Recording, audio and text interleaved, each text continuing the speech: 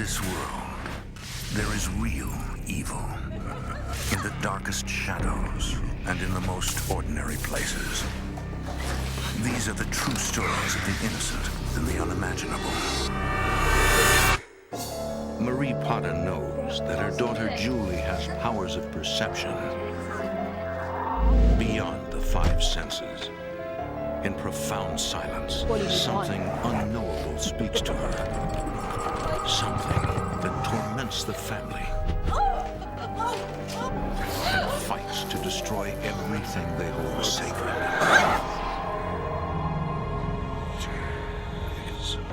Between the world we see and the things we fear, there are doors. When they are opened, nightmares become reality.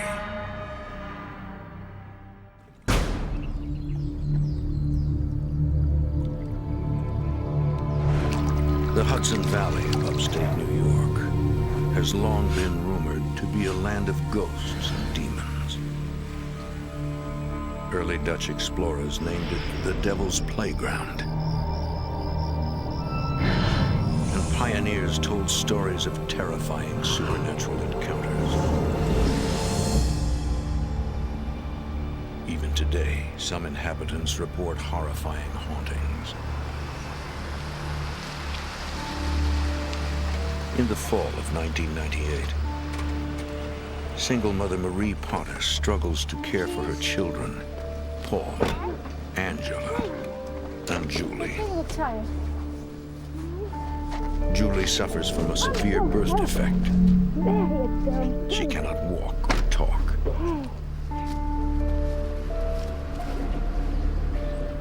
To protect her identity, Marie appears in shadow.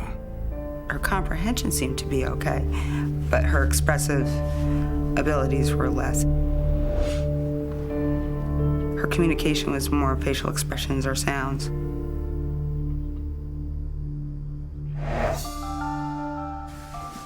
we go. Okay. The family moved into the house 3 years earlier. Mommy will be right back, okay? Ever since, Julie has seemed to watch and smile at unseen visitors.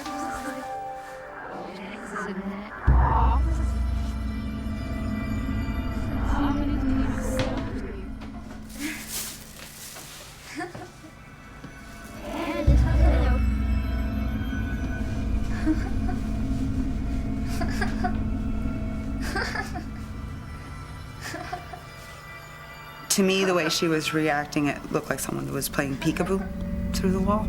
Julie? Because she'd look at it funny and look startled when it would come back. I thought it was angels. Marie is confident that whatever the cause of Julie's strange behavior, it doesn't pose any threat to her daughter. I just assumed it would be good. Just because of how she was.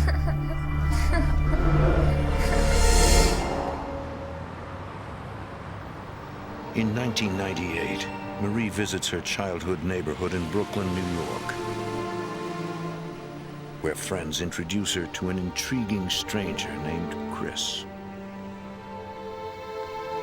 He seemed down to earth and honest, and he had a good sense of humor. So we kind of hit it off. Chris admires Marie's grit and determination and immediately falls for her. She doesn't take any garbage from anybody, and I kind of like that. A few weeks later, Marie invites Chris to her house. Hi. Glad you could make it. Chris has an ominous feeling as soon as he steps through the door. It felt very crowded. It's like walking out from outdoors into a closet. That much of an atmospheric feeling as you went from a lot of air to no air. And it was a big open room, so there should have been plenty of air. Kids, He tries to ignore the uneasy feeling. this is Paul, and this is Angela. Kids, this is Chris. The kids and I really hit it off. They're wonderful kids. This is Julie. Julie? Julie, honey, I'd like you to meet Chris. Hi, Julie. Like she could kind of see through you or into you. It's okay. If you were not nice, she would know. It was really nice meeting you. She kind of glanced at me, and she gave me a big smile, and I just smiled back. Can I talk to you for a minute? Sure. Chris decides to tell Marie about the uneasy feeling he got when he entered the house. He explains that as a teenager, he studied the paranormal and discovered that he had a natural ability to sense spirits. What do you mean? Chris believes that there is some kind of supernatural activity inside Marie's house. Look, I'm not trying to scare you. I just think you have something like that in this house. Marie assumes that Chris is talking about whatever Julie is communicating with. What Marie thinks of as angels. And he said they're not good. I thought, why would it be bad? Didn't make any sense why it would be bad. Chris leaves, curious about the nature of the home's unseen inhabitants. He fears that the family could be at risk. Wake up, kids. School day. A few days later, in the early morning.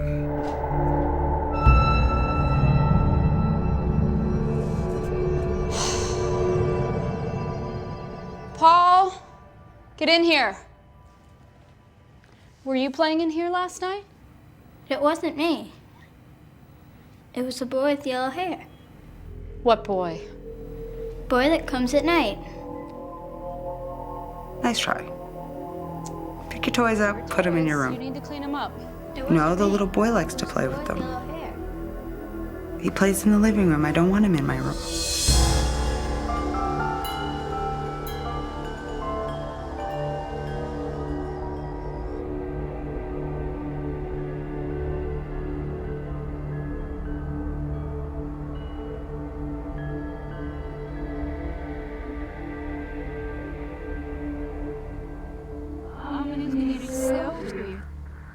And this must be the... And this must be the...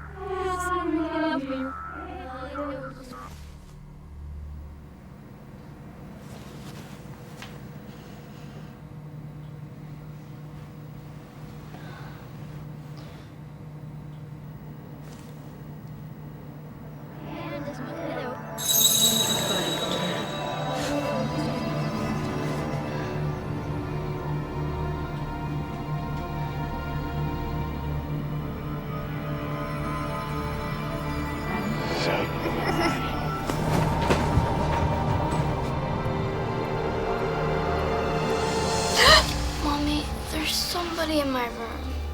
She came into my room. There's a boy with blonde hair in my room. I want him out.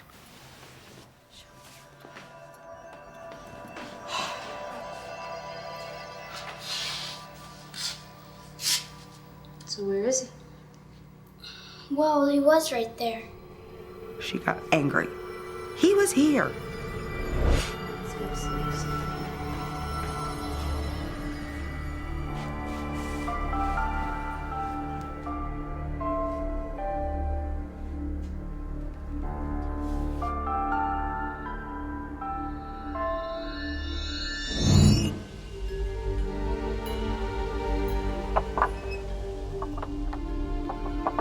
So what about your job in the city? I can commute. I mean, it's only an hour and 10 minutes by train. Over the following weeks, Marie and Chris grow closer. I like it here. Eventually, he moves in and becomes a father figure to the children. They would start doing stuff to make me and Marie happy. And if they didn't want me there, they would have made it painfully obvious. They were very open, and once the relationship started, it just blossomed.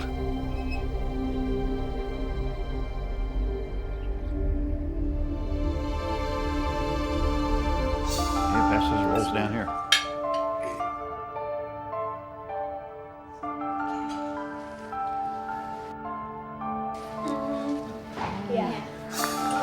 So you guys are really excited about going on vacation spot, huh?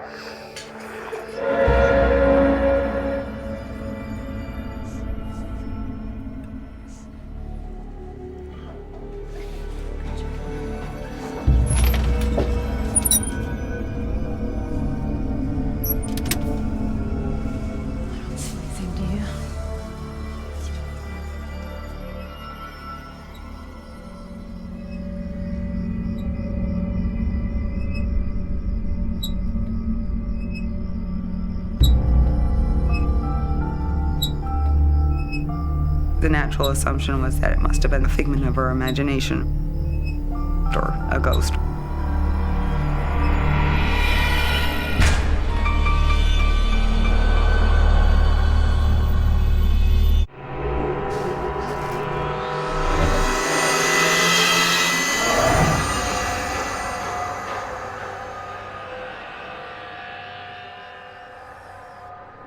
I don't know what we're gonna do, but we're gonna do something. I've got an idea. Have you ever used a Ouija board?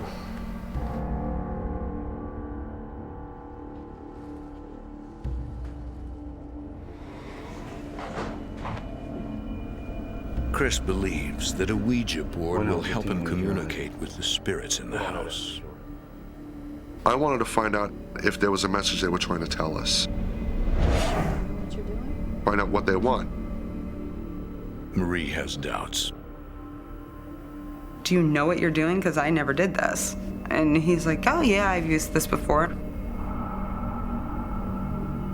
He said to me, this is what you do. You put your hands on the planchette and I'll ask the questions and it will move.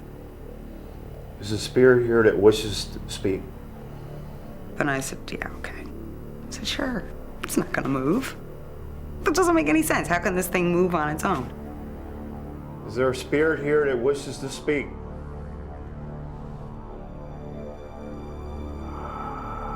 Is there a spirit here that wishes to speak?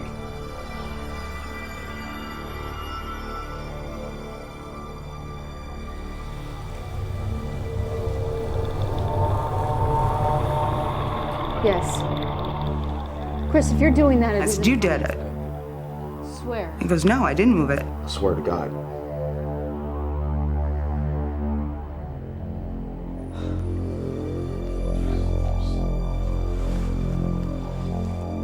Are you sure you know what you're doing? I'm sure.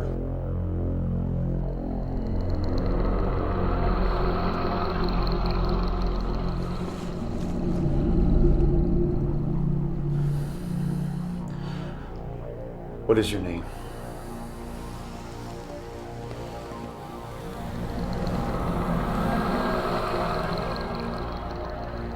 F R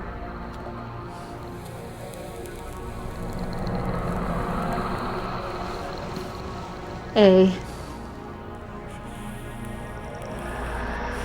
N K.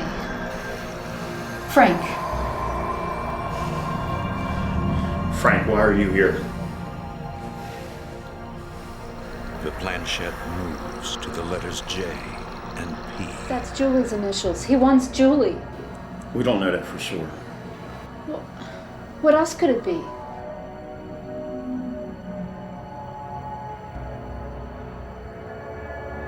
Frank, what do you want with Julie? Frank, are you here? There was no response for that. Chris refuses to give up. Is there a spirit here that wishes to speak? He goes, okay, is there anybody else here? And it went to yes. Yes. And he said, what's his name? And went to Adam. And he asked, who are you? And it spelled out the word son. Chris freaked. Because his ex-wife had aborted a child. So he thought it was his son.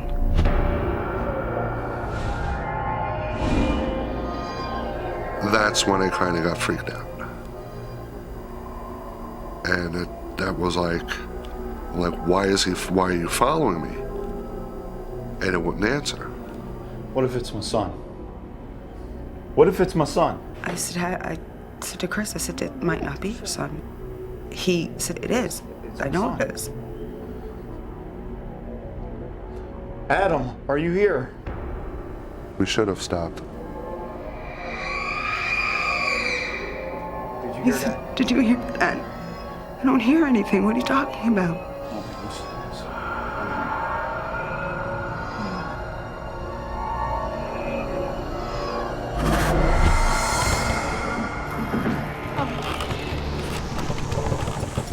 Hold on. There was banging underneath the floor in the kitchen. And then sounds from the hallway in the basement. And I was like, what is going on? Oh my God. Hold on, Chris.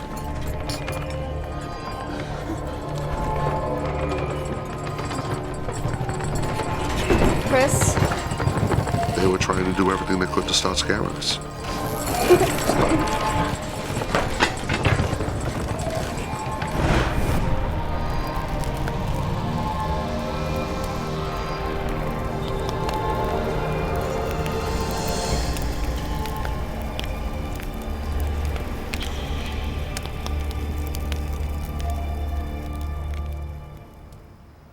A few days later.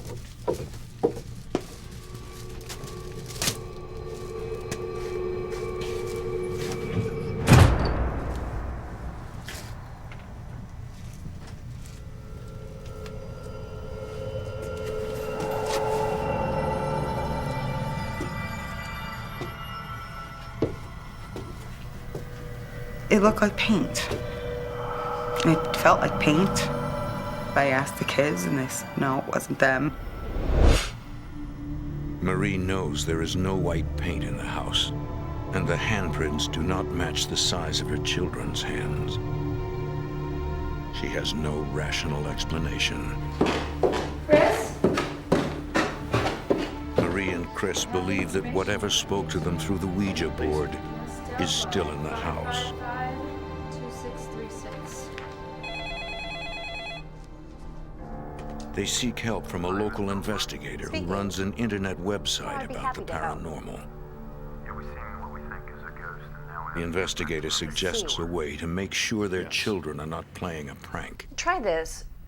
She said if we put baby powder on the ground, that it was light enough to be disturbed by energy going over it. A passing spirit will leave a trail. The investigator says that tracks left in the powder will show whether or not they're dealing with something supernatural.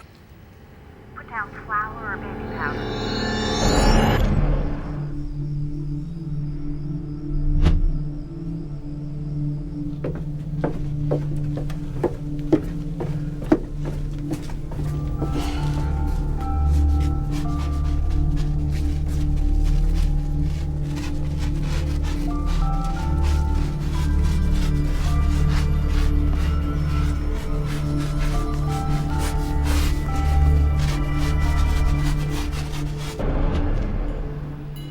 The next morning.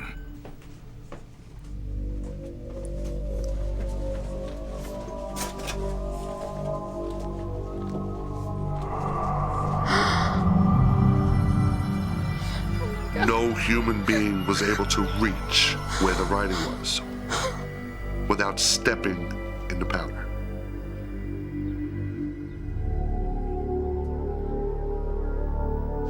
Chris and Marie call the paranormal investigator to the house. Baby powder down like you told us to, and the next morning it was like this. There's the J there, and the A, and an F. The investigator turns pale when Marie points out the name written in the powder. What can we do about it? Do either of you know Lilith? No. No. I can't help you anymore.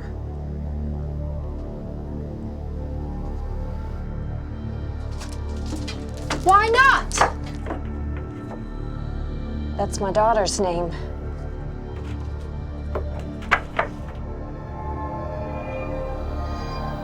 She felt threatened.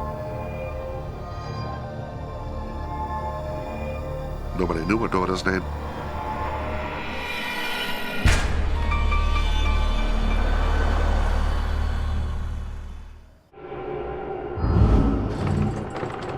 It's like... What can I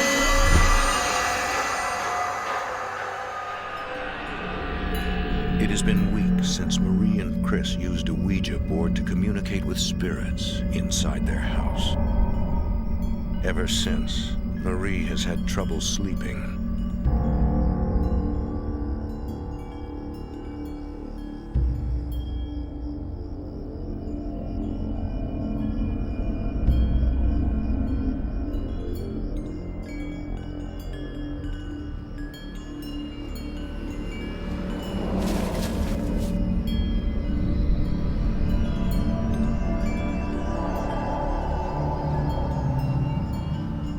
Who are you? I'm Frank. Frank who? Because you're such a stupid woman. What do you want? You don't know what's going on. You're too late.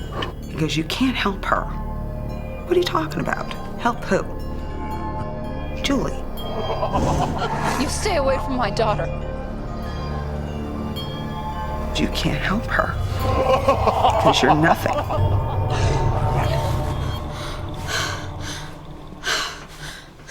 What's the matter? There's a man in the backyard. He wants Julie. It's okay, it's just a dream. It is. It was real. It's okay. Marie tries to dismiss her nightmares, hoping that they are simply a product of anxiety.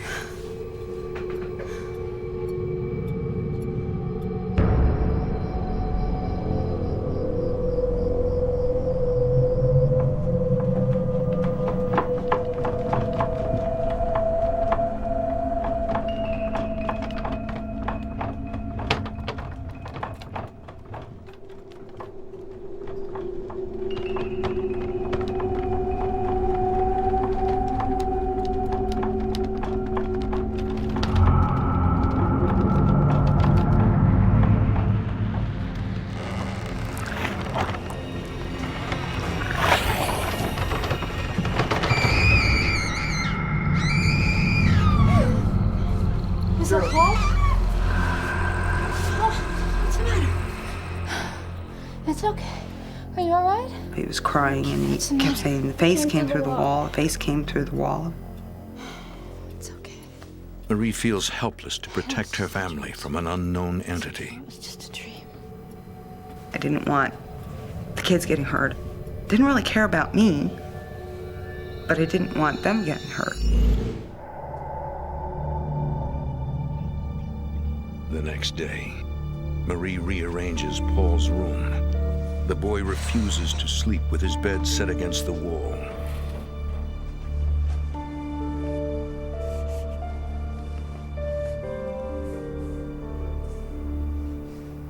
There was an F on the floor. And it looked like it was burned and I couldn't get it off. Chris! I got Chris and I go, what is this and why is this here? About this? And he goes, I don't know.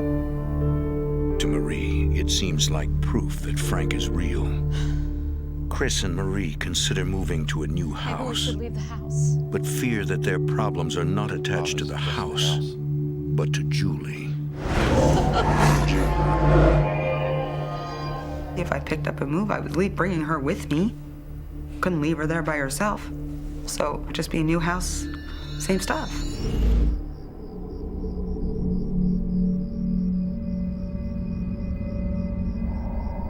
A few weeks later.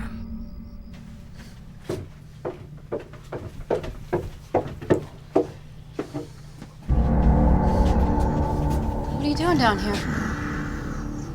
You don't know who I am, do you? It was weird. The light that usually would shine towards the washing machine and dryer was facing him like a spotlight. Julie is mine. What are you talking about? She's my daughter, not yours. You still don't know who I am, do you? Quit playing. You're starting to scare me, Chris. not, Chris. Because you can't help her.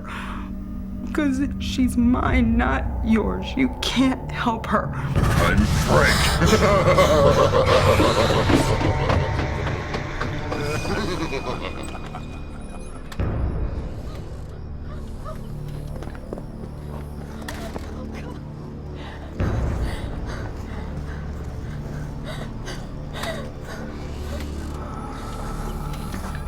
What's wrong with you? I don't know. I don't know what's going on. Do you remember our conversation in the basement? It was hard to breathe. And I remember Marie keep yelling at me, "What's wrong? What happened? Calm down." I just remember feeling panic. I was like, did you do that on purpose? Because I don't know. I don't know what happened.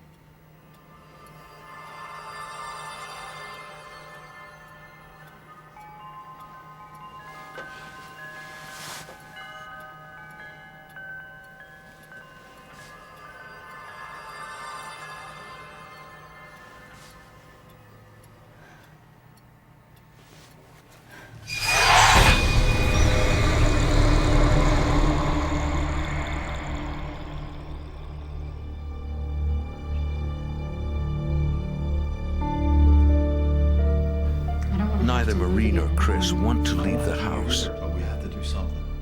They simply want their lives back. What about another investigator?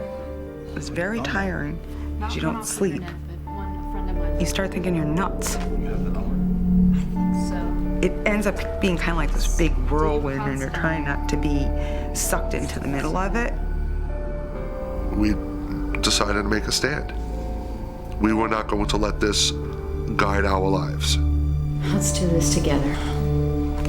It's 555. Desperate, the couple contacts another paranormal investigator. Dave Considine is a lay religious demonologist.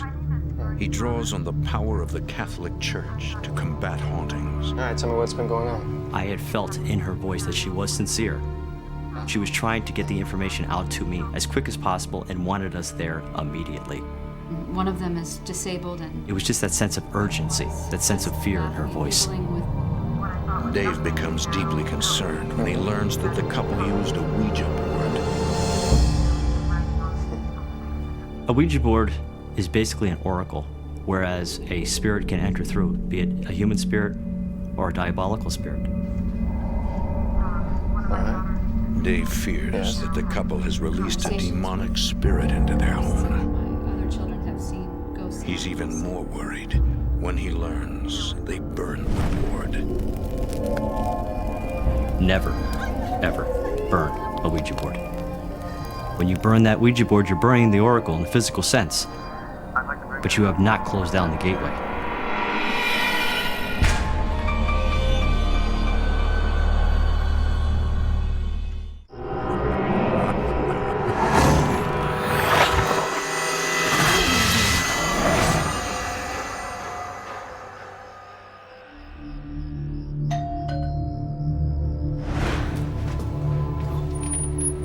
Demonologist Dave Considine arrives at the house with a member of his investigative team, Barbie Hyde.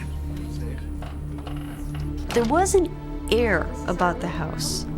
It felt like something intimidating was behind you. It was a very, very uncomfortable feeling. Is Julie? Julie? These nice people have come to help us. Can you say hello? Julie, these nice people have come to help us. Can you say hello? Hi, Julie. When I had first met Julie, How are you? there was no fear upon her face. He only saw the fear in the other members of the family. Do you mind if I look around for a little bit? Not at all, please. Okay, I'm gonna sit here with Joey. Thank you. Dave senses that Julie can see and hear spirits. What are you doing? It's very rare, but there are some children who are born mediumistic.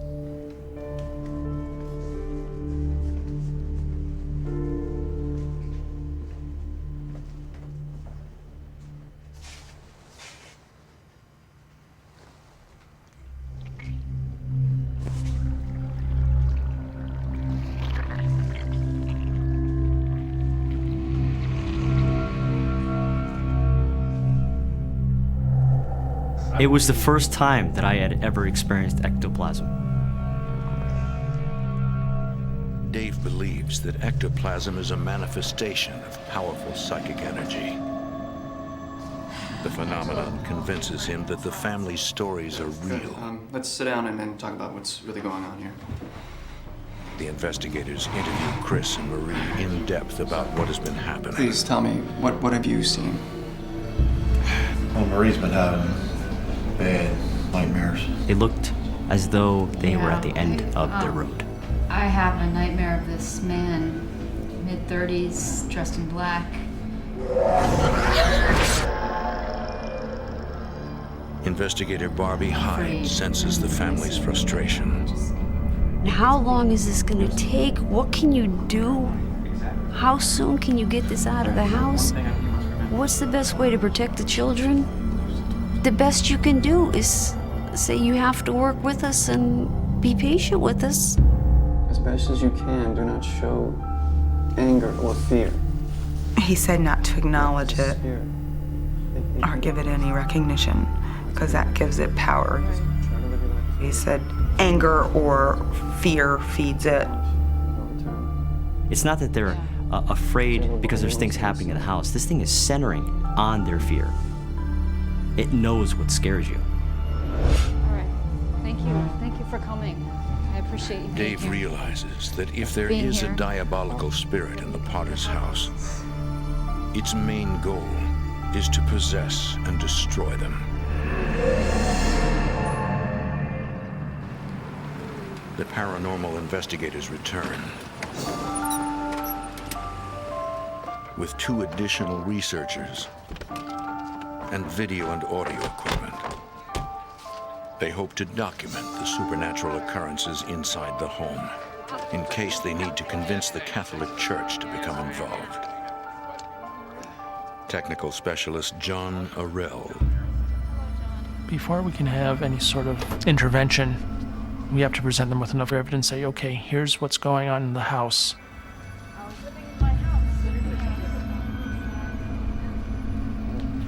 Chris has taken the children to a motel. Except for Julie. Since Julie was the first to acknowledge the supernatural presence, the investigators believe that she may be a source of energy for the spirits. They convince the family that she should remain in the house to increase the likelihood of paranormal activity.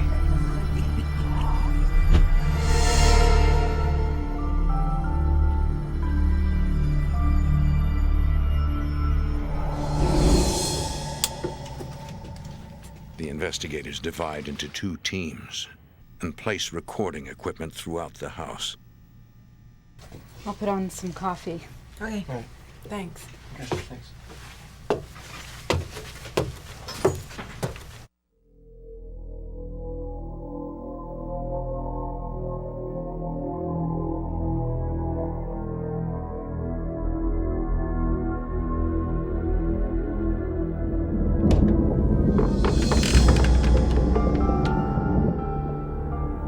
I heard what sounded like bowling balls rolling around upstairs. The investigator knows that no one is on the 2nd floor. I got this feeling that something or somebody was watching me.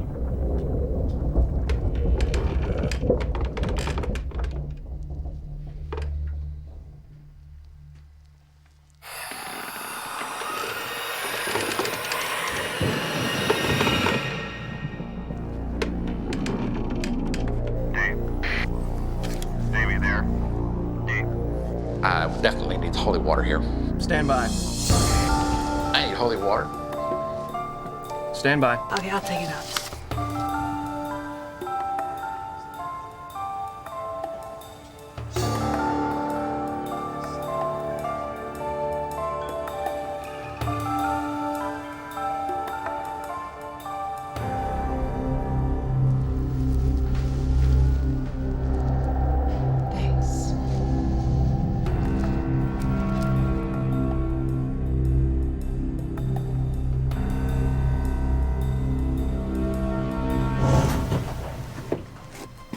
I got a cold sweat on my neck. I knew there was something behind me. You okay?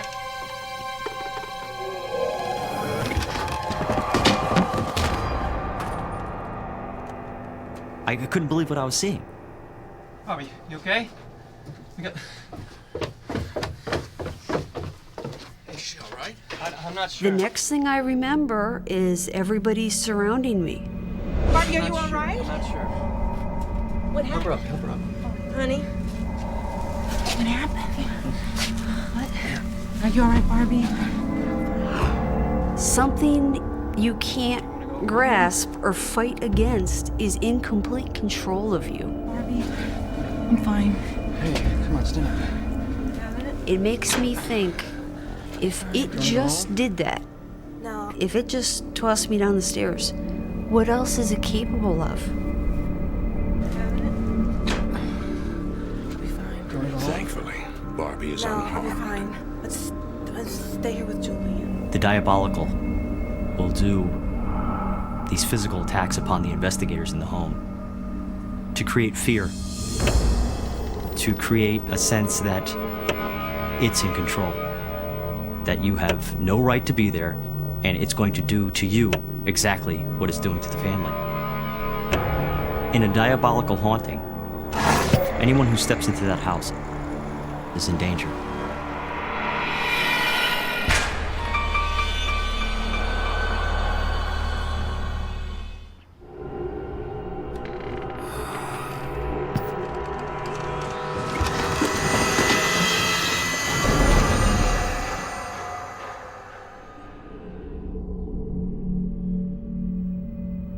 Demonologist Dave Considine knows that he will need help to combat a spirit this threatening. After what just happened, I see that we have no other choice but to get the church involved.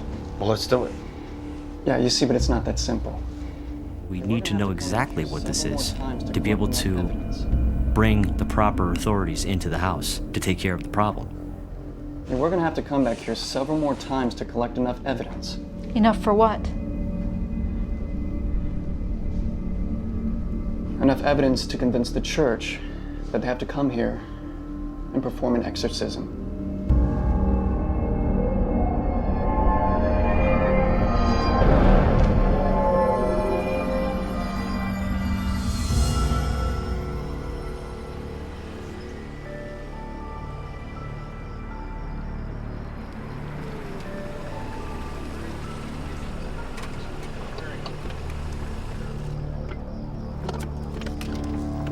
When the investigators return, they bring a clairvoyant with them, hoping that she can determine the specific cause of the haunting.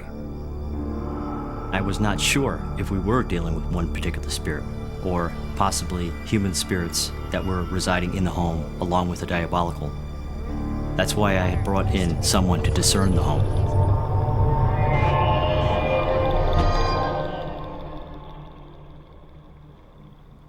John, I'm gonna walk the house.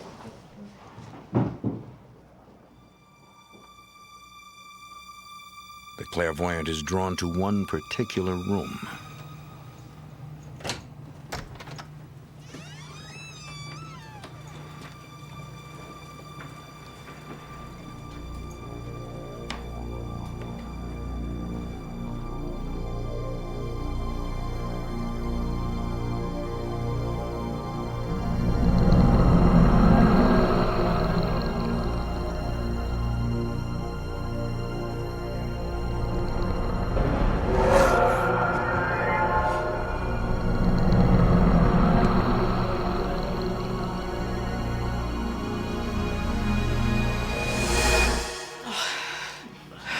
everything all right?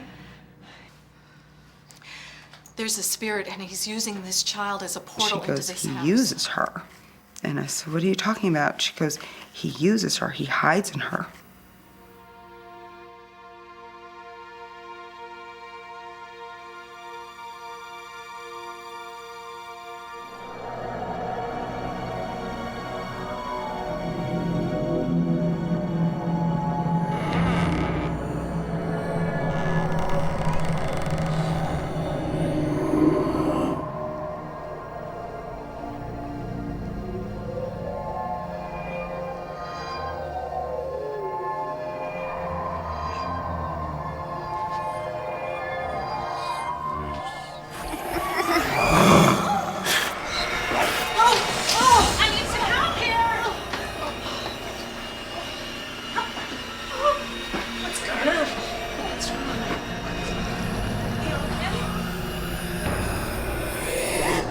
The look on this clairvoyant's face was a look of a predator. She's out of here. Let's get out of here.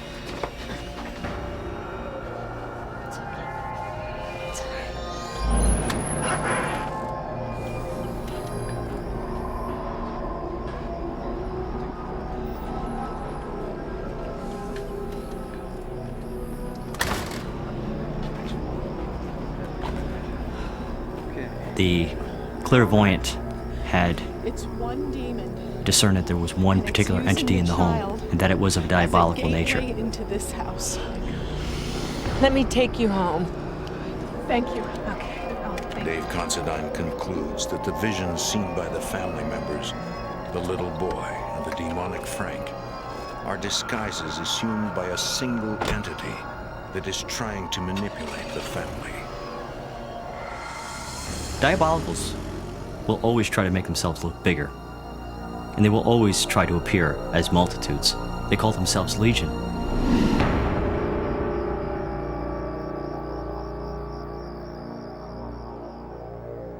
After repeated visits to the house, Dave presents his evidence to the church.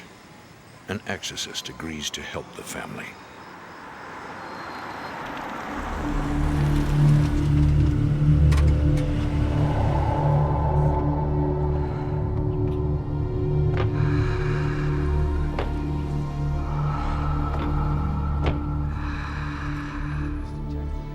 The exorcist first meets in private with Marie. Are you telling me that you think my daughter's possessed? He explains that Julie cannot be possessed because she has no ability to choose between good and evil. He said your daughter is a victim. But we do need to stop this demon from oppressing her, using her to enter your home. I propose a minor exorcism, a blessing over the house and the people in it, to get rid of this demon.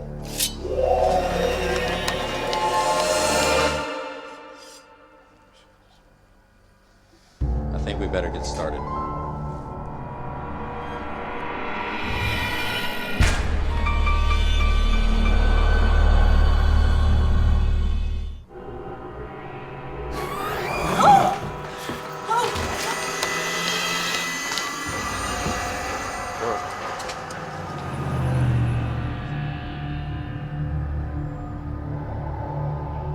God, arise. A Roman Catholic priest prepares for an ancient ritual to protect a family tormented by a demon. As smoke is driven away, so are they driven.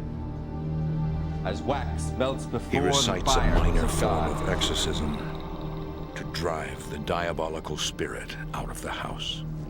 So the wicked perish before the presence of God.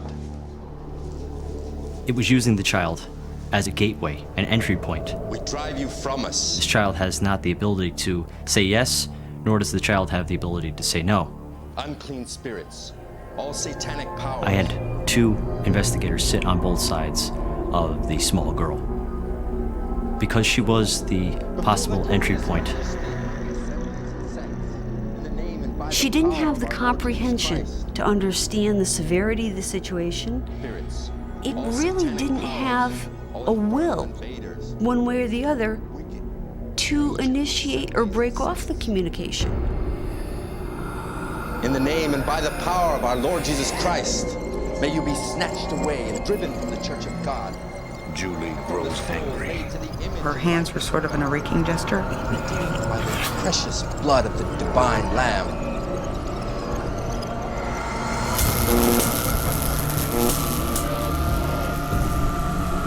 We humbly prostrate ourselves before thy glorious majesty, and we beseech thee to deliver us by thy power from all the tyranny of the infernal spirits. We drive you from us, whoever you may be, unclean spirits, all satanic powers, legions, assemblies, and sects, driven from the Church of God.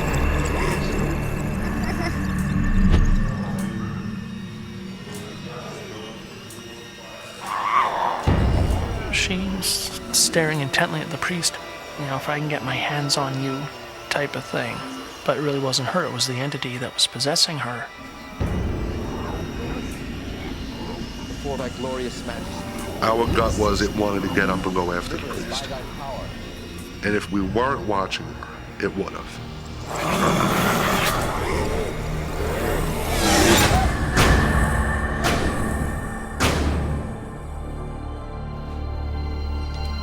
We heard 3 distinct loud booms, indicating that the entity that was there left the house. You all right?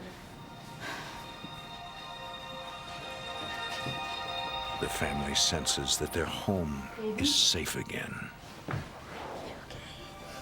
right, sweetie? The house changed. The house got much lighter. The house smelled differently. The air felt better. Julie? Baby? It just feels as though there's a tremendous weight that's taken off the house. In the following days, the house remains at peace. We were very grateful and we were very happy. We thought, this had done the trick.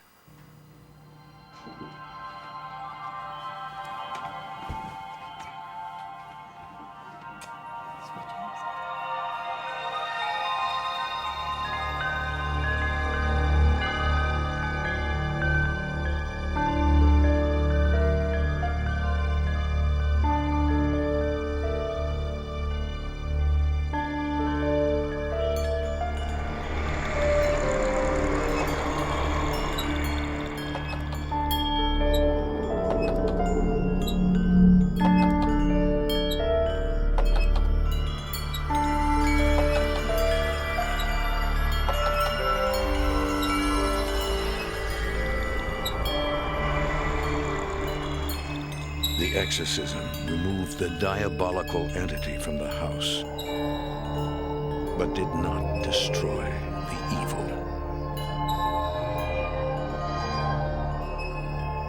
The Potter family has since moved, but their nightmares continue.